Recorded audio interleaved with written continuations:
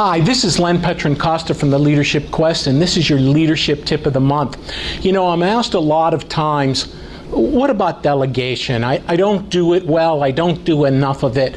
Let's first talk about why should you delegate. There's two major reasons to delegate. One, it frees up your time in order to lead. Let's face it, leadership is purposeful. It takes time. So when you delegate, you free up time to lead at a greater level. And secondly, it develops the skills of your people. It enhances them. Their skills rise, and when your people's skills rise, the boat rises. So I have a four-step process to think about when you're going to delegate. First, what are your preferences? And I want you to think about it this way in three different categories. How do I like updates? Do I want them frequent or just now and then or something in between? Two, am I a stickler for time? Do I want hard and concrete deadlines and dates, or do I just want to let my people go at their own pace?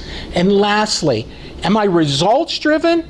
Or is the journey, the strategy to get there more important? Or are they both important? Secondly, think about your people. Who does what well? What do they like to do and that they're good at? What is that intersection?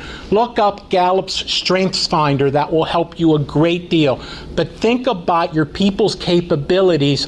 What do they do well and like to do? And find those things for them to do. Thirdly, what is the task? Do I need others to help them? What authority am I going to give the person in the task? What assistance? What resources? Either money, time, new software, whatever those resources are. And what's at stake?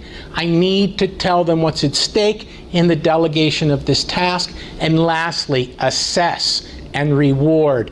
Do check-ins, do debriefs, and then reward at the end of it. In some way, it just might be a lunch out and say thank you. It might be a thank you note, and it might be a big celebration. It just depends. Again, 4 steps. What are your preferences? Think about your people and what their strengths are. What's the task at hand? And go through details on the task, assess and reward. This is Len Petron-Costa for the Leadership Quest, and that's your leadership tip of the month.